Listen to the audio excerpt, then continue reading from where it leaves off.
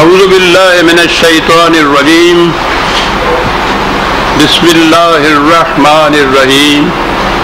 عزیزان من، آج اگست 1984 کی 3 تاریخ ہے اور درس قرآن کریم کا آغاز سورہ تکویر کی آیت 8 سے ہو رہا ہے۔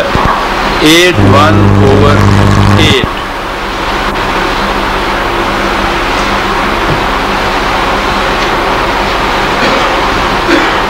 درس کے آغاز سے پہلے سابقہ درس کے ایک نقطہ کی وضاحت ضروری ہے۔ غالباً درس کے آخری مرحلے میں نے عرض کیا تھا کہ قرآن کریم کا اسلوب بیان بھی ایک معجزہ ہے۔ عرب کے جو اپنی زبان پہ اتنا نازاں تھے کہ وہ ساری دنیا کو عجم یعنی گونگا کہتے تھے، وہ بھی انگشت بدندہ تھے کہ اس انداز اور اسلوب کے متعلق کیا کہیے۔ یہ نہ نظم ہے نہ نثر ہے، وہ اما تو چیزیں دیگری، اس انداز میں بھی یہ کوئی اور شے ہے، اور وہ شے ایسی ہے کہ جس کی مثل نہیں لایا جا سکتا، جس کی نقل نہیں کی جا سکتی۔ وہ عاجز آ گئے تھے اس کے اسلوب بیان پہ بھی، اور میں نے عرض کیا تھا کہ اس کے بعد بھی عربی زبان کے بڑے بڑے محقق غیر مسلم بھی اور مسلمان بھی، وہ بھی یہ تحقیق کرتے رہے کہ اس اسلوب بیان کے متعلق کیا کہا جائے۔ وہ شعر کے خصوصیات پہ بھی پورا اترتا ہے اور شعر نہیں ہے۔ خود قرآن نے کہا ہے، اللہ تعالیٰ نے، کہ ہم نے اپنے رسول کو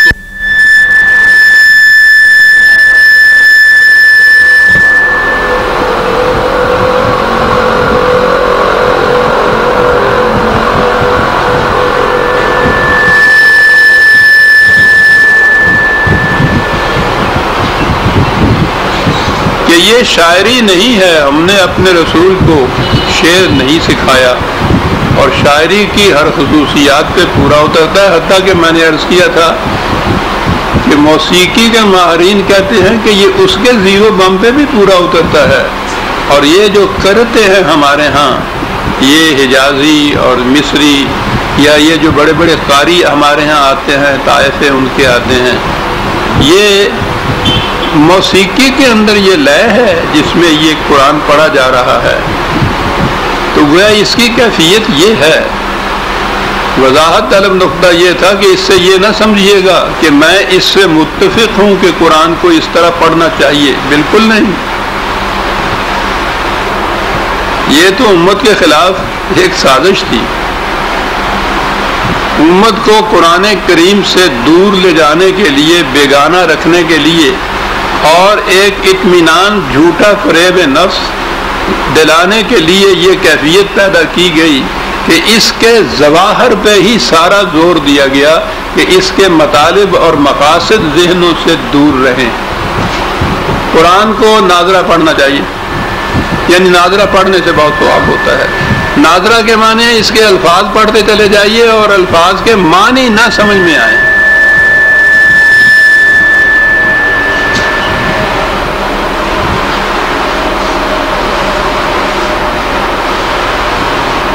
قرآن نے تو اپنا تعارف پہلے لفظ میں یہ کہا ہے کہ ذالک الکتاب، یہ ایک کتاب ہے۔ تو کوئی دنیا کی کوئی کتاب ایسی بھی ہے کہ جس کے الفاظ کو پڑھیں اور کتاب کے معنی نہ سمجھ میں آئیں؟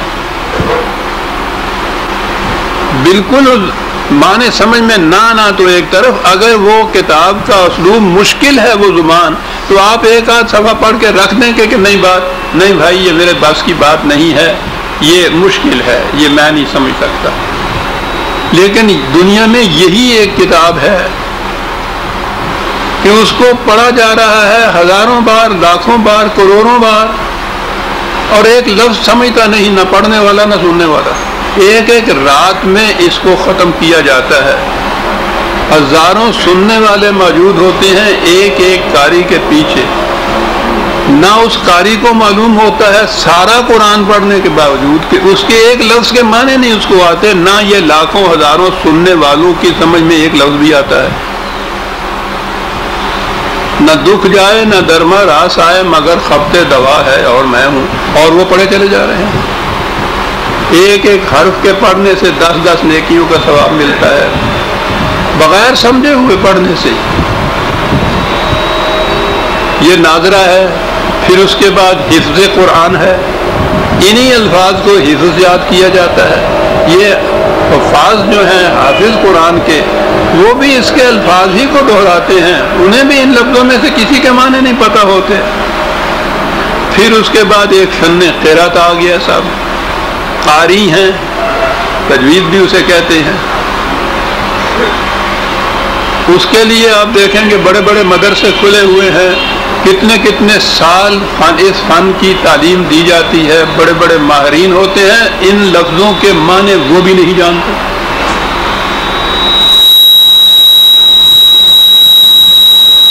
یعنی آپ نے غور فرمایا کہ امت مطمئن ہو گئی ہے اس بات سے کہ یہ وہ کتاب ہے کہ جس کے الفاظ کو دہرا لیا جائے تو مقصد پورا ہو جاتا ہے، ضرورت نہیں ہے کہ اس کے معنی بھی سمجھ میں آئے، مفہوم بھی سمجھ میں آئے۔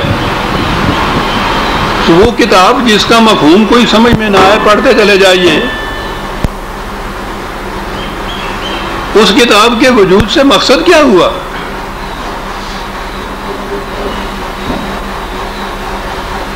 اس کے ظواہر کی طرف توجہ دینے سے اور آگے بڑھے جناب۔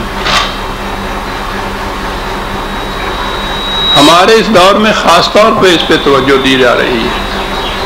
قرآن کریم کا ایک ماڈل ہے، پتہ نہیں من بھر کا یا کتنا، وہ فلاں جگہ رکھا ہوا ہے، اس کی تجویز ہے، ماڈل قرآن کا رکھا ہوا ہے۔ قرآن کریم سونے کی تاروں سے لکھا گیا ہے، کتنے سال لگے اور کتنے لاکھوں روپے اس پہ صرف ہوئے، پھر وہ تبرکن وہ دہرایا گیا، اس کے جلوس نکالے گئے۔ پھر پچھلے دنوں سے یا 2-3 سال سے وہ قرآن کریم ہے جس کا ایک پارہ ایک من بھر کا ہے، وہ یہاں ہی نہیں بلکہ اگلے دنوں یہ تھا کہ وہاں انگلینڈ میں بھی اس کی زیارت کرائی جا رہی ہے، اس کو دہرایا جا رہا ہے، اور 40 پارے پھر آپ سوچ لیجئے کہ 40 من کے وہ لگے ہوئے ہیں اس کے اوپر، کتنا روپیہ خرچ آ رہا ہے اور کتنی ان لوگوں کی اعتراف ہو رہا ہے، وہ اس طرف لگے ہوئے ہیں۔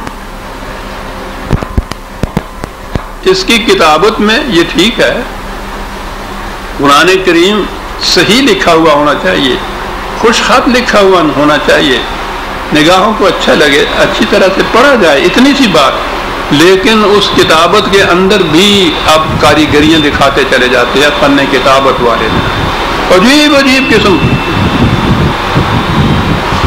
ڈور کو سلجھا رہے ہیں اور سرا ملتا نہیں، وہ جو کوئی لکھا ہوا ہوتا ہے۔ اور تو اور مجھے ان فنون سے بھی دلچسپی ہے، بعض اوقات مجھے دقت پیش آتی ہے سمجھنے کے لیے کہ یہ کون سی آیت ہے جو لکھی ہوئی ہے۔ فن ہے، لگے ہوئے ہیں اس کے اوپر، چلی ہوئی ہے قوم، اس شغف کے اندر ساری قوم کی قوم ڈوبی ہوئی ہے۔ قرآن کے مطالب و معانی اور مقاصد کے متعلق کہیں کچھ نہیں کہا جا رہا۔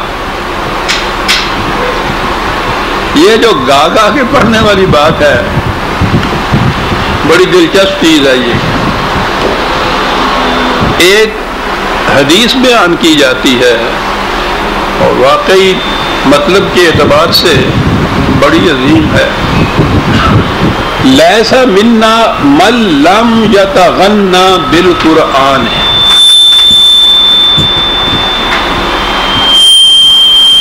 غور کیجئے کتنی بلند چیز ہے۔ جس شخص کو قرآن کسی اور چیز سے مستغنی نہیں کر دیتا، بے نیاز نہیں کر دیتا، غیر خداوندی رہنمائی سے، دنیا کی ہر چیز سے، جس شخص کو قرآن اس سے مستغنی نہیں کر دیتا، حضور نے کہا وہ ہم میں سے نہیں ہے۔ مستغنی نہیں کر دیتا قرآن۔ قرآن کی ایک آیت ہے، اس کا مفہوم یہ ہے، قرآن نے یہ کہا ہے خود اللہ تعالیٰ نے کہ کیا تمہارے لیے یہ کافی نہیں ہے کہ ہم نے قرآن نازل کر دیا ہے؟ وہ یہ کافی ہونا چاہیے انسان کو، انسانی رہنمائی کے لیے، ایک ضابطۂ حیات ہونے کے لیے قرآن مکتفی ہونا چاہیے، کافی ہونا چاہیے۔ کتنی عظیم ہے یہ حدیث نظر آتا ہے کہ واقعی نبی اکرم صلی اللہ علیہ وسلم کی روایت ہے کہ جس شخص کو قرآن غیر قرآنی چیزوں سے مستغنی نہیں کر دیتا وہ ہم میں سے نہیں ہے۔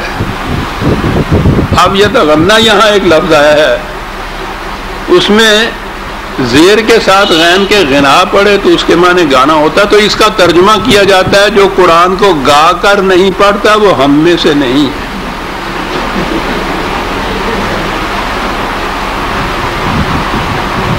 یہ ترجمہ یوں کیا جاتا ہے، وہ ہم میں سے نہیں ہے۔ اندازہ لگائیے شدت۔ یہ سارا کچھ کیا ہے؟ ظواہر میں الجھا دینا ہے قوم کو تاکہ قرآن کے مفہوم اور معانی اور مقاصد اور مطالب وہ نگاہوں سے اجل رہیں، اس کی ضرورت ہی نہ سمجھی جائے، ساری عمر اسی طرح سے الفاظ کو دہراتے ہوئے چلے جائیں، مطمئن ہو جائیں کہ ہاں قرآن کی تلاوت ہو رہی ہے، ثواب ہو رہا ہے۔ یاد رکھیے عزیزان من، قرآن ایک کتاب ہے عربی مبین کی، خود قرآن نے کہا، خدا نے کہا ہے کہ ہم نے اس کو واضح کتاب بنایا ہے، مبین ہے، خود بھی واضح ہے اور ہر چیز کو واضح کر دینے والی ہے، نور ہے، روشنی ہے۔ یہ خدا کہتے ہیں، خدا نے کہا ہے کہ ہمارے ذمے تھی اس کی وضاحت، ہم نے وضاحت بھی کر دی ہے اس کی۔ ایسی کتاب کہ جو ضابطۂ حیات ہے، پوری انسانیت کے لیے رہنمائی کا کوڈ ہے، واضح ہے، روشن ہے، اس کتاب کو بہرحال اسی انداز سے پڑھا جانا چاہیے نا کہ اس سے یہ مطالب اور مقاصد واضح ہوں۔ اور وہ خود قرآن نے کہا ہے وَلَقَدْ يَسَّرْنَا الْقُرْآنَ، بڑا آسان ہے قرآن۔ اور واقعی میں کئی دفعہ یہ عرض کر چکا ہوں کہ عربی زبان میں بھی اگر زبان کے اعتبار سے بھی کوئی آسان سی کتاب شروع کرانی ہو کسی کو گرامر کے آداب سکھانے کے بعد تو وہ قرآن ہے، ورنہ عربی ادب تو اتنی مشکل چیز ہے پوچھئے نہیں، وہ قرآن سہل ترین کتاب ہے اس میں سے۔ اس کو اس طرح سے پڑھنا چاہیے، نہ یہ کہ اس کے اندر وہ رکتیں اور ناظرہ اور گانے اور وہ تجویدیں اور پھر اس کے بعد یہ 100 من کا قرآن اور اس کے بعد پھر یہ رنگا رنگ قسم کی نستعلیق اس کی کتابتیں، یہ سارا کچھ قوم کو الجھانے کے لیے ہے کہ قوم قرآن کے مفہوم کے قریب نہ آنے پائے، اپنے آپ کو مطمئن رکھے کہ ہاں ہم مقصد پورا کر رہے ہیں۔ تو پہلی چیز یہ یاد رکھیے گا کہ یہ چیز، یہ حربے ہیں قرآن سے امت کو دور لے جانے کے لیے۔ قرآن سمجھ پر پڑھنے کی کتاب اور پھر اس کے مطابق عمل کرنے کا ضابطۂ حیات ہے۔ اب اس وضاحت کے بعد ہم آتے ہیں درس کی طرف۔ چلا آ رہا تھا قرآن سے، پیچھے سے یہ چلا آ رہا ہے اور آگے بھی جائے گا۔ قرآن نے یہ بتایا ہے یہ کہ ایک دور آئے گا، یہ ٹھیک ہے کہ درمیان میں ایسا بھی دور کہ جس میں امت اس دین سے الگ ہو جائے گی، لیکن پھر کچھ نشانیاں بتائی ہیں قرآن نے کہ ایک دور اس کے بعد ایسا آئے گا جس میں یہ تغیرات ہوں گے۔ تو ان تغیرات کے بعد یہ بتایا ہے کہ پھر ایسا ایک نظام قائم ہوگا کہ جس میں ہر شخص کا عمل اس کے سامنے نمایاں طور پہ آ جائے گا اور غلط کام کے غلط نتیجے، غلط صحیح کام کے صحیح نتائج واضح طور پر اس دور میں سامنے آ جائیں گے ہر شخص کے۔ یہ آگے آیت آتی ہے، پہلے اس دور کی مختلف نشانیاں بتائی گئی ہیں کہ اس قسم کے تغیرات ہوں گے۔ وہ تغیرات 7 آیت تک تو ہم پہلے دیکھ چکے تھے، 8ویں آیت آئی تھی پچھلی دفعہ اور میں نے کہا تھا کہ بڑی اہم چیز ہے، ہم آگے چل کے دیکھیں۔ وَإِذَا الْمَوْءُودَةُ سُئِلَتْ بِأَيِّ ذَنبٍ قُتِلَتْ۔ موعودہ عربوں کے ہاں وہ لڑکی، عرب اپنی لڑکیوں کو زندہ درگور کر دیتے تھے پیدا ہونے کے بعد ہی اس کو، اور بعض اوقات تو وہ بچیاں خاصی عمر کی ہو جاتی تھی تو پھر اس کو دفن کرتے تھے، بہرحال وہ دفن کر دیے جاتے تھے۔ اس کو موعودہ کہتے تھے اس بچی کو میں اس آیت پہ تو بعد میں آؤں گا. خود انداز جو ہے اس آیت کا وہ تو پوچھو نہیں، وجد میں لے آنے والا ہے انسان کو.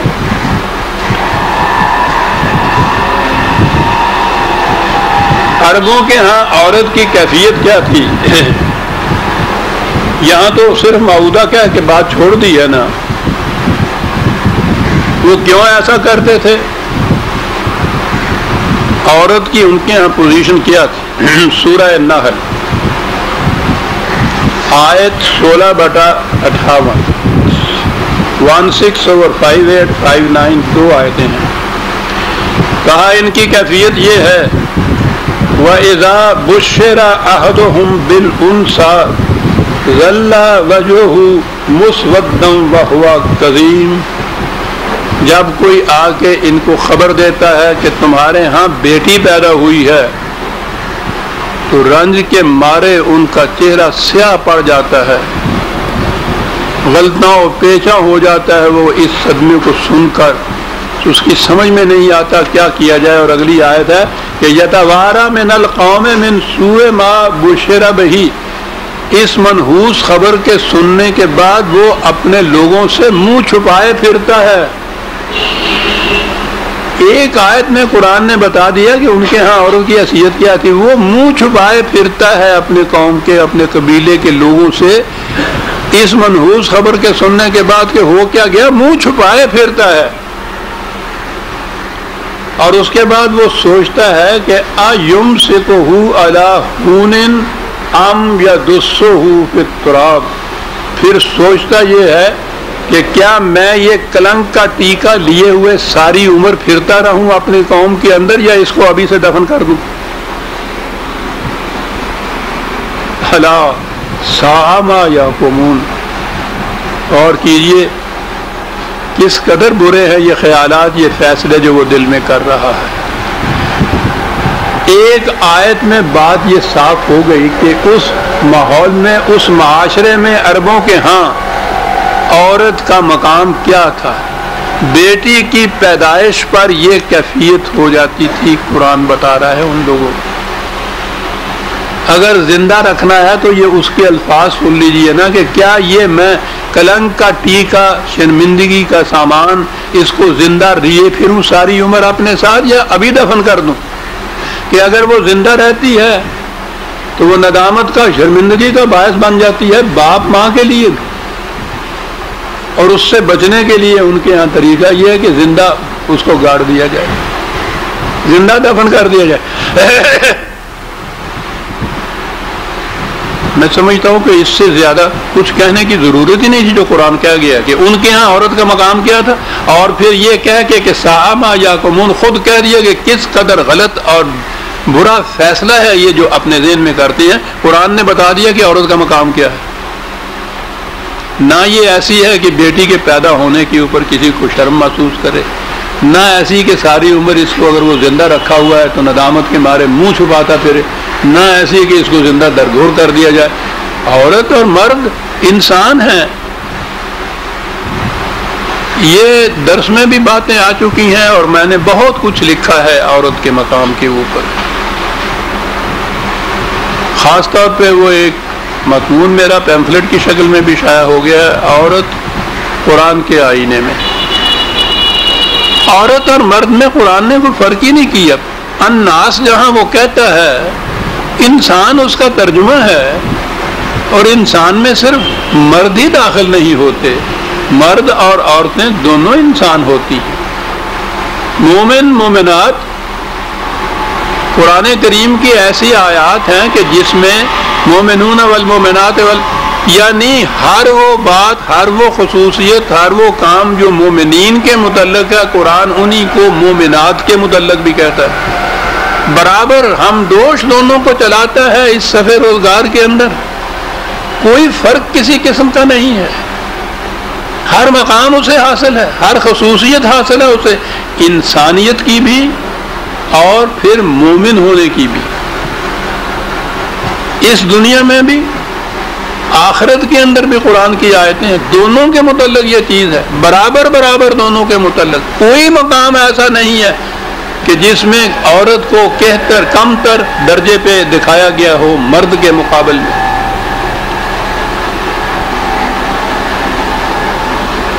قرآن کریم اس مقام سے عورت کو اٹھا کر، جو میں نے ابھی عرض کیا ہے کہ جو عرب معاشرے میں عورت کا جو مقام تھا، یہاں سے اٹھا کے وہ اس نے مرد کے ہم دوش اس کو بنا دی.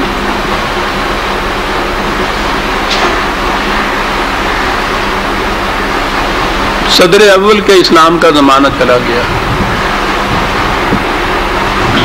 مسلمانوں نے اپنے ہاں ہر اس چیز کو رائج کیا جس کو مٹانے کے لیے قرآن آیا تھا، اور اس میں پھر یہ چیز کہ جس کو وجہ ندامت سمجھ رہا تھا وہ عرب والا، انہوں نے پھر جب اس کے پیچھے پڑے ہیں ہاتھ دھو کے عورت کے، تو پوچھو نہیں کہ اس کا کیا مقام کیا. یہ کیونکہ زندہ دفن کرنا ایک معاشرے کا قانونی جرم تھا، قانونی جرم. میں سمجھتا ہوں کہ یہ نہیں کہ خدا سے ڈر کے انہوں نے اس کو چھوڑ دیا ہو کہ اس کو زندہ درگور نہ کیا جائے، کیونکہ قانوناً جرم قرار دے دیا گیا تھا. اس کی سزا قتل کی سزا تھی، اس لیے یوں زندہ درگور تو نہ کیا، اور اس کے مقابلے میں عورت کو زندہ رکھا کہ نہ وہ زندہ رہے نہ وہ مردوں میں ہو.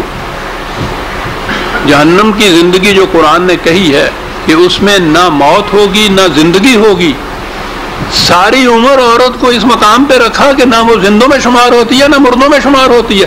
جرم نہیں ہے اس لیے سزا نہیں مل رہی، کیونکہ قتل تو نہیں کیا. اور وہ قتل ایسا ہے کہ لٹکائے رکھا ہے پھانسی کے اوپر، لیکن وہ جسے کہتے ہیں نا تختہ نیچے سے کھینچ دینا کہ 1 منٹ کے اندر معاملہ ختم ہو، یکسو تو ہو، تختہ نہیں کھینچا جاتا، پھانسی کے تختے پہ لٹکائے رکھا جاتا ہے. یہ اس عذاب سے زیادہ سخت عذاب ہے کہ جو عورت، وہ عرب اپنی بیٹیوں کو زندہ درگور کر دیتے تھے. وہ تو 1 منٹ کی بات تھی، ختم ہوا قصہ. یہ سسک کے مارنا غم ہجر میں بلا ہے. مجھے کیا مراد تھا مرنا اگر ایک بار ہوتا، وہ تو ایک بار مار دیتے تھے، یہاں ساری عمر اس کو مارا جاتا ہے. دور ختم ہوا، اب کیا کیا جائے؟ جیسا کہ اور شعبوں میں زندگی کے اور گوشوں کے اندر کیا، یہاں بھی یہ کیا، روایات وضع کی. بڑا عجیب طریقہ تھا یہ، بڑی عجیب سازش تھی یہ کہ اپنی طرف سے نہ کچھ کہا جائے. کہا یہ جائے کہ رسول اللہ صلی اللہ علیہ وسلم نے یہ فرمایا ہے. کس کی جرت ہے اس کے بعد یہ کہے کہ صاحب میں اسے نہیں مانتا.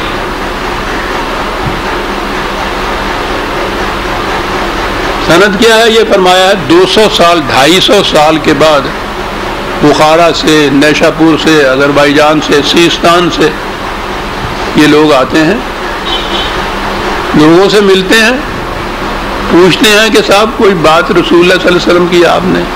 کسی نے کہا کہ ہاں صاحب میں نے، میرے ابا جان نے، میرے والد نے مجھ سے کہا تھا یہ بات اس طرح کی. 200-250 سال بعد. اچھا، تو انہوں نے بتایا تھا کہ انہوں نے یہ کس سے سنی؟ کہ جی انہوں نے کہا تھا انہوں نے اپنے والد سے سنی یا اپنے استاد سے سنی. انہوں نے اپنے والد سے سنی. 200-250 سال کے عرصے میں آپ سوچتے ہیں کہ کتنے نام لینے پڑیں گے درمیان میں، اور آخر میں آ کے یا کسی صحابہ کے اوپر بات، اور یا پھر یہ کہ رسول اللہ صلی اللہ علیہ وسلم نے ایسا فرمایا.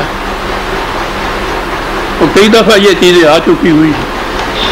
6 لاکھ اس قسم کی باتیں تو امام بخاری خود کہتے ہیں کہ مجھے ملی لوگوں سے، اور میں نے ان کو خود اپنے قیاس سے پھر چھانٹا. اس میں سے چھانٹ کے 3000 کے قریب رکھی، اپنی کتاب میں درج کی. ویسے تو قریباً 6000 کے قریب ہے، وہ مقررات کو نکال دیا جائے تو اتنی بن جاتی ہیں وہ. اب ان کے متعلق جو اس طرح سے جمع کی، اس طرح سے انہوں نے اس کا انتخاب کیا کہ ایک انسان نے اپنے قیاس اور رائے کے مطابق ان کو اکٹھا کر کے لیا. اس کو کہا رسول اللہ نے عطا فرمایا تھا.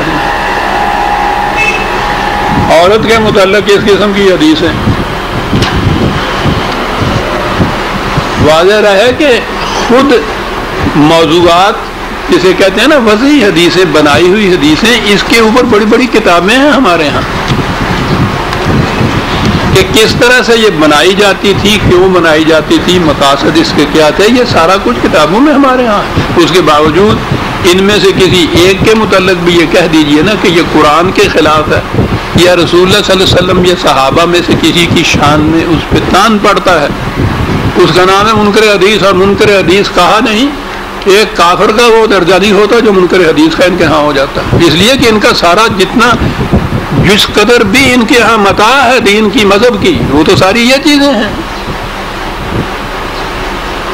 ان پر کسی قسم کی تنقید نہیں، بلکہ یہ چیز کہ ان کو بھی ایک بار جس طرح سے امام بخاری نے کیا تھا، ان کو بھی ایک بار بیٹھ کے سوچ کے دیکھ لو. قرآن کے خلاف جاتی ہیں، کہہ دو کہ امام بخاری کو صحیح نہیں لگی. حضور کی شان کے خلاف جاتی ہیں تو کم از کم انہیں کو کہہ دو کہ یہ صحیح نہیں ہو سکتی. نہیں، ان کو اب ٹچ نہیں کر سکتے. عورت کے متعلق میں بہت کچھ لکھ چکا ہوں، میں نے عرض کیا. پہلی چیز صحیح حدیث میں ہے کہ عورت پسلی سے پیدا کی گئی ہے. یہ جو ہے نا صحیح حدیث میں ہے، یہ کہا اور ذہن میں آیا کہ ہاں یہ صحیح، رسول اللہ صلی اللہ علیہ وسلم نے ایسا فرمایا. یہ صحیح حدیث کے معنی ہوتے ہیں. یہ کتابیں ہیں 6 ان کے ہاں، ہمارے ہاں چلی آ رہی، صحائح ستہ، 6 صحیح حدیث کی کتابیں. یعنی انہوں نے صحیح بخاری تو آپ نے سنا ہوگا نا، اس نام کے ساتھ ہی صحیح رکھ دیا جاتا ہے. اس کے اندر کی جو کتاب وہ کوئی حدیث ہو جاتی ہے صحیح حدیث میں ہے. جناب صحیح حدیث میں ہے کہ عورت آدم کی پسلی سے پیدا کی گئی ہے، اور سب سے بلند پسلی سب سے زیادہ ٹیڑھی ہوتی ہے. بس تو اگر اسے سیدھا کرنے کی کوشش کرے گا تو تو اسے توڑ دے گا، ٹوٹ تو جائے گی، سیدھی نہیں ہوگی. تو اس کے لیے طریقہ یہ ہے کہ تو اگر اس میں کچھ کجی باقی چھوڑتے ہوئے فائدہ اٹھانا چاہے تو بے شک فائدہ اٹھا سکتا ہے. کچھ کجی تھوڑی سی رہنے تو اس میں، کیونکہ پوری کی پوری یہ سیدھی نہیں ہو سکے گی، ٹوٹ جائے گی. تو کچھ تھوڑی سی ٹیڑھی رہنے دو اس کو، اور پھر اس سے فائدہ اٹھا لو. یعنی اس سے یہ ایسی چیز ہے جس سے فائدہ اٹھائے گا مرد. یہ ہے مقام، ٹیڑھی رہنے دو.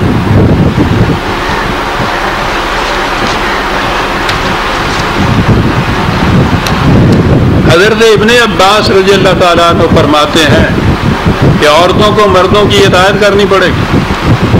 حضرت حسن بصری رحمۃ اللہ علیہ فرماتے ہیں کہ ایک عورت نے نبی صلی اللہ علیہ وسلم کے سامنے اپنے خاوند کی شکایت کی، اس نے اسے تھپڑ مارا ہے. بس آپ نے اسے بدلہ لینے کا حکم دیا ہی تھا کہ یہ آیت اتری الرجال قوامون علی النساء. اور اس کا ترجمہ یہ لوگ کرتے ہیں کہ خدا نے مردوں کو عورتوں پر داروغہ یا حاکم بنا کے بھیجا ہے. تو اب جس کو جیل کا داروغہ بنایا جائے گا تو جو قاضیوں کا حشر کرے گا. لکھا یہ ہے کہ رسول اللہ صلی اللہ علیہ وسلم نے اس عورت سے کہا کہ تمہیں مارا ہے اگر خامن نے تو تم اس کا بدلہ لے سکتی ہو. تو اس پہ یہ آیت اتری. آپ کو یاد ہے میں نے نزول قرآن کی آیات کے متعلق ایک درس میں بیان کیا تھا، اس پر یہ آیت اتری کہ خدا نے مردوں کو عورتوں کا داروغہ بنایا ہوا ہے. جو آیت اتری اور بدلہ نہ دلوایا گیا. یہ ہے حدیث. ایک اور روایت میں ہے کہ ایک انصاری اپنی بیوی صاحبہ کو لیے ہوئے حاضر خدمت ہوئے.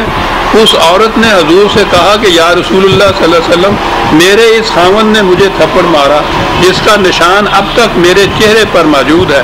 آپ نے فرمایا اسے ایسا کرنے کا حق نہ تھا. وہی یہ آیت اتری، یہی الرجال قوامون علی النساء، وہی یہ آیت اتری کہ مرد عورتوں پر حاکم ہیں. آگے سنیے. تو آپ نے فرمایا کہ کیا کیا جائے؟ میں نے کچھ اور چاہا تھا، خدا نے کچھ اور چاہا. یعنی رسول اور اس سے خدا کے اندر معاذ اللہ کشمکش ہو رہی ہے اور مجبوری ہے رسول اللہ کی. اور اس سے کہا کہ میں نے کہا تھا کہ بدلہ لو، اور ادھر سے خدا کی طرف سے یہ حاکم آ گیا. خدا کے لیے بھی تو بہرحال معاف فرمائیے گا مجھے، معاذ اللہ معاذ اللہ مذکر کا صیغہ استعمال ہوتا ہے نا، اللہ میاں کہا جاتا ہے نا، میاں یا خامن ہوتا ہے یا اللہ ہوتا ہے. میاں مالک ہمارے ہاں عورتوں کی زبانوں پہ ہیں. انہی روایات کی بنا پہ ہے. تو اللہ نے بھی یہ چیز جو تھی وہ میاں جو ہوا. رسول اللہ صلی اللہ علیہ وسلم فرماتے ہیں یہ جو کہا جاتا ہے نا کہ حضور جو کچھ فرماتے تھے وہ وحی کی بنا پر ہوتا تھا، ان سے پوچھئے کہ اس حدیث کی روشنی میں کیا فرمائے ہیں آپ، کہ حضور فرماتے ہیں کہ ہم نے کچھ اور چاہا تھا، خدا نے کچھ اور چاہا. ارادنا امرم و اراد اللہ غیرہ، قرآن کے الفاظ ہیں یہ سی.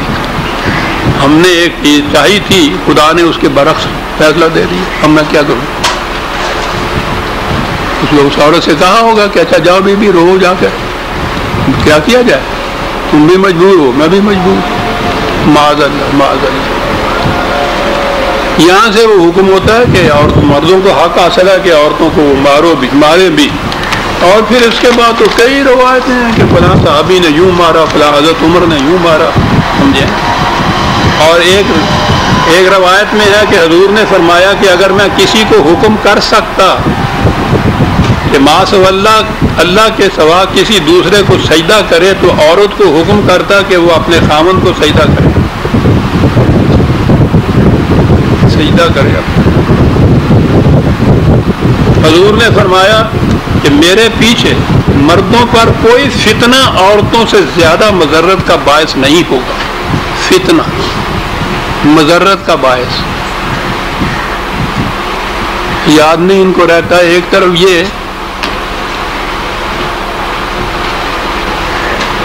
کہ ماں کے پاؤں کے نیچے جنت ہے، دوسری طرف یہ کہ عورتوں سے زیادہ فتنہ دنیا میں کوئی نہیں.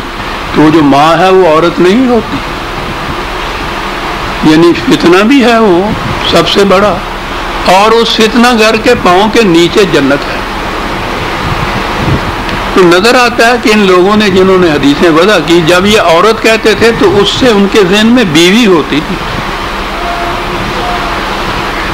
کیونکہ یہ دو چیزیں بظاہر یوں آمنے سامنے رکھنے سے وضع ہو جاتا نا کہ عورت اگر فتنہ ہے حضور کے بعد مضرت رساں ہے، تو پھر ایک ماں بھی تو بہرحال عورت ہے، بات بجوز اس کے کہ کسی کے یہاں اگر اولاد نہ ہو ہر عورت ماں ہو جاتی ہے. تو ہر ماں کے پاؤں کے نیچے جنت ہے. تو پاؤں کے نیچے جنت ہے، پھر پاؤں کے اوپر فتنہ ہے. اور کیا کہا جائے عزیزان مان، بڑا دکھ ہوتا، فتنہ ہے. حضور نے فرمایا کہ نحوست 3 چیزوں میں ہے، عورت، گھر اور گھوڑا. حضور نے فرمایا کہ میں نے جنت میں دیکھا تو وہاں اکثریت فقیروں کی پائی گئی جنت میں، بھیک بنگوں کی. اور دوزخ میں دیکھا تو اکثریت عورتوں کی نظر آئی. جن عورتوں کے پاؤں کے نیچے جنت تھی ان کی اکثریت دوزخ میں.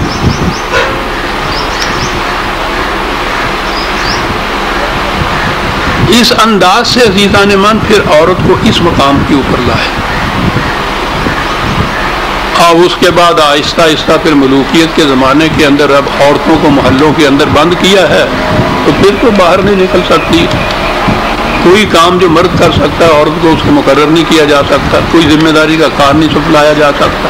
چلتے گئے ہیں، چلتے آ رہے ہیں. اس اپنے دور میں آپ دیکھیے کہ روز کس کس قسم کے فتوے جاری ہو رہے ہیں، قانون بن رہے ہیں. قانون کس قسم کے بن رہے ہیں؟ عورت کے سامنے اس کے خاوند کو کوئی قتل کر دے، اس کی شہادت نہیں لی جا سکتی. فوجداری کے کیس آج کل یہ جو قانون آپ کے یہاں بن رہے ہوئے ہیں نا، یہ میں ان کی بات کر رہا ہوں. اس زمانے کی جب یہ روایات وضع ہوئی تھی، اس زمانے کی نہیں، اس زمانے میں ان روایات کی بنیادوں پر پھر فقہ کے قانون بنے. وہ فقہ کے قانون ہیں جو قیامت تک کے لیے اب آپ کے یہاں شریعت حقہ کا درجہ رکھتے ہیں.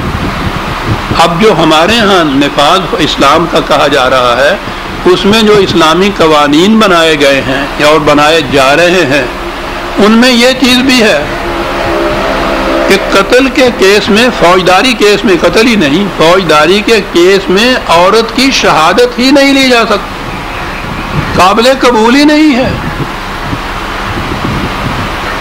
یعنی اس کے سامنے اس کے خاوند کو کوئی قتل کر دیتا ہے، اور فرض کیجئے کہ ایسا مقام ہے جہاں کوئی دوسرا ہے نہیں، اس کی شہادت نہیں لی جائے گی، دوسرا کوئی شہادت والا ہے نہیں، ملزم بری ہوگا، عورت کی شہادت نہیں لی جا سکتی۔ دیوانی کے قصے میں دستاویزات کے اندر جہاں کہیں شہادت لینی پڑ جائے تو وہاں 2 عورتوں کی شہادت 1 مرد کے برابر۔ ہاں جی، یہ جو آج کل قصاص اور دیت کا قصہ چل رہا ہے، وہ تو اور بات ہے کہ وہ کیا کیا چیزیں قرآن کے خلاف ہیں۔ ان میں یہ جو قوانین نفاذ اسلام کے بن رہے ہیں الرغم قرآن کے خلاف، ان میں ایک یہ بھی چیز ہے، یعنی میں نے عرض کیا کہ بات بیچ میں آ گئی، قرآن کریم میں بنص صریح یہ کہا گیا ہے کہ قتل خطا جو ہے، غلطی سے کسی سے کوئی قتل ہو جائے کسی کا، تو اس میں اس کا خون بہا دلایا جائے گا، اس کی سزا موت نہیں ہوگی بلکہ خون بہا دلایا جائے گا۔ اس کو دیت کہتے ہیں عربی زبان میں، بلڈ منی جسے کہا جاتا ہے، وہ دلایا جائے۔ اور جو قتل عمد ہوگا، دانستہ کسی نہ کسی کو قتل کیا جائے گا، تو اس کی سزا موت ہوگی، اس میں دیت نہیں ہے۔ ہمارے ہاں جو قانون بنایا جا رہا ہے اس میں بھی دیت بھی ہے قتل عمد میں، اور مقتول کے وارثوں کو اس کا بھی حق ہے کہ وہ صلح کر لیں، قاتل سے معاف کر دیں، اس کو کچھ لے کے صلح کر دیں۔ سوچ لیجیے، قرآن قتل عمد میں یہ موت کی سزا دیتا ہے۔ بہرحال دیت قتل عمد میں ہو یا کسی میں بھی رکھیں، اگر مرد قتل ہو تو اس کی دیت فرض کیجئے کہ 10,000 روپیہ ہے، اس کی جگہ اس کی عورت قتل ہو تو اس کا خون بہا مرد سے آدھا ہے۔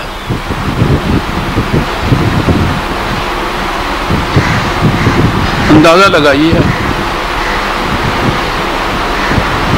یہ ہے جو عورت کا مقام ہے۔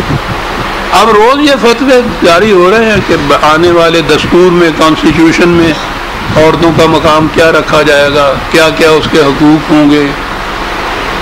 یہ سارا کچھ اس قرآن کے ماننے والی قوم کہہ رہی ہے جس نے یہ چیز کہی کہ یہ لوگ عورت کو یہ سمجھتے ہیں باہر عزت، باعث حد تک باعث ندامت، ان کی یہ کیفیت ہے۔ کتنا برا خیال ہے یہ جو دلوں میں لیے بیٹھے، کتنے برے غلط فیصلے ہیں یہ جو کچھ کر رہے ہیں۔ اور اس طرح سے ہم چلے آئے، اس 1000 سال کے اندر ان روایات کی روح سے، روایات کی بنیادوں پر جو فقہ کے قوانین بنے، ان قوانین کو شریعت کے قوانین قرار دیا، وہی رائج آپ کے ہاں کا اسلام رہا۔ اس سے پہلے وہ پرسنل یا ذاتی یا نجی چیز تھی، فتووں تک تھی، مولوی صاحب فتویٰ دیتے تھے، اب وہ چیز قانون کی حیثیت سے آپ کے ہاں وہ نافذ ہوگی۔ لیکن اس کے ساتھ ہی ایک اور چیز ہے جو قرآن نے کہی ہے، وہ اس دور کی بات کر رہا ہے نا، کہ اس دور میں عجیب عجیب قسم کے انقلابات آئیں گے، جو میں نے پچھلے درس میں عرض کر دیے تھے، بلکہ پچھلے 2 درسوں میں، کہ یہ ہوگا ایک انقلاب آئے گا۔ اس انقلاب کے اندر جہاں اور چیزیں قرآن نے کہی ہیں، ایک بات یہ بھی کہی ہے کہ وَإِذَا الْمَوْءُودَةُ سُئِلَتْ بِأَيِّ ذَنبٍ قُتِلَتْ۔ اللہ معاف رکھیے۔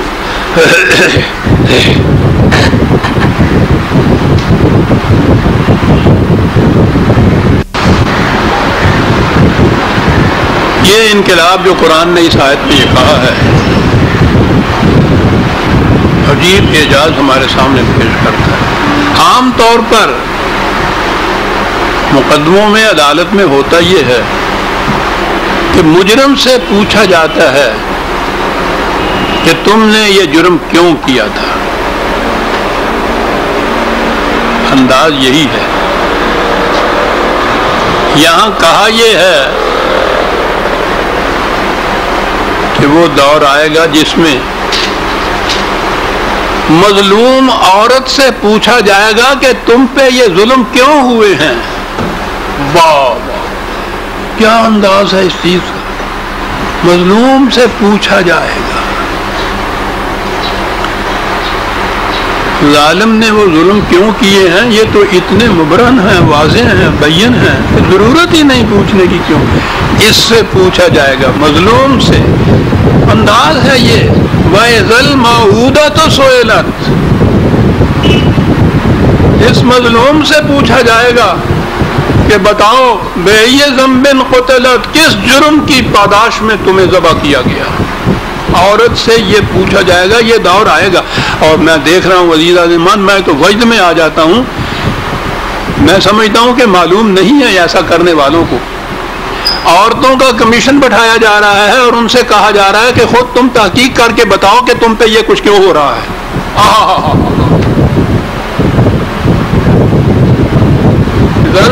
تو سوئلت. ہمارے ہاں کمیشن یہ بیٹھے ہوئے ہیں، عورتوں کے کمیشن بیٹھے ہوئے ہیں. ان سے کہا ہوا ہے کہ تم تحقیق کرو خود کہ عورتوں کے حقوق کی طلبی کیوں کی گئی ہے، کیوں ہوا ہے ایسا، عورت کا یہ مقام کیوں ہوا ہے. کمیشن مقرر ہو رہے ہیں یہاں حکومتوں کی طرف سے. وہ باقی جو حکومتیں پہلے دوسری ہیں، وہ کفار کی حکومتیں، انہوں نے تو اپنے ہاں یہ مسائل بہت پہلے طے کر دیے تھے. وہاں بھی یہی ہوا تھا. ایسے ہی نہیں دے دیے تھے انہوں نے بھی یہ حقوق. عورتوں نے اس کے خلاف اٹھ کے تحقیق کی، بغاوتیں کی تھی انہوں نے. اس کے بعد یہ کچھ ہوا تھا. لیکن یہ جو چیز ہے خود ہمارے ہاں جس کو کہتے ہیں کہ اب دیکھا جائے گا اسلام کی روح سے کیا بنتا ہے، عورتوں کا کمیشن ہے. ان سے کہا جاتا ہے کہ تم خود تحقیق کرو کہ تمہارے ساتھ یہ کچھ کیوں ہوا، کیا ہوا، کیا کس انداز سے تمہارے حق تلفی کی گئی. وَإِذَا الْمَوْءُودَةُ سُئِلَتْ بِأَيِّ ذَنبٍ قُتِلَتْ. قرآن ہے عزیزان مان، اس کا انداز ہی اپنا ہے. تو اس سے یہ نظر آتا ہے، یعنی ایک طرف یہ کچھ بھی ہے، یہ نہیں ہے کہ انہوں نے واقعی یہ قرآن کی روح سے یہ سمجھ لیا ہے کہ عورت اور مرد کا ایک ہی مقام ہے، عورت کو پس نہیں رکھنا چاہیے. اس لیے کہ ساتھ ہی جو قوانین دوسرے بن رہے ہیں، سیاست کے، معیشت کے، آئین کے، انتخابات کے، اس میں ہر کوشش یہی کی جا رہی ہے کہ عورت مرد کے مقابل میں نہ آ سکے. ایسی شرائط اس میں رکھی جا رہی ہے. ادھر یہ بھی ہے، لیکن ادھر زمانے کے تقاضے جسے میں کہا کرتا ہوں، قرآن کریم نے جسے فطرت کے قوانین کے تقاضے، تاریخ کے تقاضے، ملائکہ کے تقاضے کہہ کے پکارا ہے، وہ زمانے کے تقاضے ہیں. زمانے کے تقاضوں کی روح سے، یعنی اسلام کی روح سے وہ ایسا کرنے کے لیے مجبور نہیں اپنے آپ کو پا رہے. اسلام کی روح سے تو اب بھی وہ عورت کے متعلق اس کو ووٹ نہیں دینا دیتے. یہ کیا چیز ہے جس کی بنا پہ ایسا ہے؟ یو این او کے چارٹر کے اندر یہ چیز موجود ہے. انہوں نے جو حقوق دیے ہیں، بنیادی حقوق انسانیت، فنڈامنٹل ہیومن رائٹس، تو ہیومن میں انہوں نے عورت مرد دونوں کو شمار کر دیا ہے. اس چارٹر پہ دستخط کیے ہوئے ہیں مسلمانوں کی مملکتوں نے بھی. ان کی وجہ سے اپنے آپ کو مجبور پا رہے ہیں کہ وہاں اگر سوال اٹھایا گیا کہ یو این کے چارٹر میں جو حقوق دیے گئے ہیں عورتوں کو مردوں کے برابر میں، تمہارے ہاں اس پہ عمل ہو رہا ہے یا نہیں ہو رہا، وہ مجبوری ہے. اس کی بنا پر یہ کمیشن مقرر ہو رہے ہیں یہ تحقیق کرنے کے لیے کہ کون کون سے حقوق ہیں عورتوں کے جو تلف کیے گئے ہیں اور کس طرح سے کیا کیا حقوق ان کو دیے جا سکتے ہیں. بِأَيِّ ذَنبٍ قُتِلَتْ. اور پھر یہ چیز اس دور کی ہے کہ جب یہ بات یوں ہی نہیں کہ کسی گاؤں میں بات ہوئی گاؤں تک رہ گئی، شہر کے کسی محلے میں کوئی واقعہ ہوا تو محلے تک رہ گیا. دور وہ ہوگا وَإِذَا الصُّحُفُ نُشِرَتْ. ذرائع ابلاغ جو ہیں، صحف لکھی ہوئی چیزیں، اخباریں، رسائل، مجلات، کتابیں، نشرت. اس زمانے میں اگر کہیں کوئی کتاب لکھی بھی جاتی تھی تو کاغذ ہی نہیں ہوتا تھا، ہرن کی کھالوں پہ، پتوں پہ، ہڈیوں پہ، اور ایک خاص قسم کا کرتاس ہوتا تھا، اس پہ بڑی محدود تعداد کے اندر کتاب جو تھی وہ لکھی جاتی تھی. اگرچہ قرآن کا اعجاز اس زمانے میں بھی ایسا تھا کہ ذرائع اتنے محدود تھے کتابت کے، اشاعت کے، لیکن تاریخ بتا رہی ہے حضرت عمر رضی اللہ تعالیٰ عنہ کے زمانے میں قرآن کے قریب 1,00,000 نسخہ عالم اسلام میں اس زمانے میں موجود تھا. اتنا شغف تھا قرآن کے ساتھ مسلمانوں کو. بہرحال کہا یہ کہ یہ دور وہ آئے گا کہ جس میں پھر یہ باتیں یوں ہی محدود طبقے میں نہیں رہیں گی، بلکہ یہ ذرائع ابلاغ، صحیفے، اخباریں، مجلات، کتابیں، نشرت عام پھیل جائیں گی یہ چیزیں. اس لیے اس زمانے میں پھر مظلوموں کو دبانے والے جو ہیں ان کے لیے یہ بھی مشکل ہو جائے گی کہ بات بڑی عام ہو جائے گی، پھیل جائے گی. یورپ میں کتابیں لکھی جا رہی ہیں کہ مسلمانوں کے ممالک میں عورتوں کی کیا کیفیت ہے، اور کچھ نہیں تو بہرحال ان ممالک کو اس کی ہی تو کچھ شرم آئے گی نا. وہ تو شرم کے مارے کہتا تھا کہ زندہ رکھوں یا مار دوں. یہ تو یہ ہے نا کہ یہ ممالک لکھ رہے ہیں کہ تمہارے ہاں عورتوں کا کیا حال ہے. اذا الصحف نشرت، اور زمین ہی کی بات نہیں،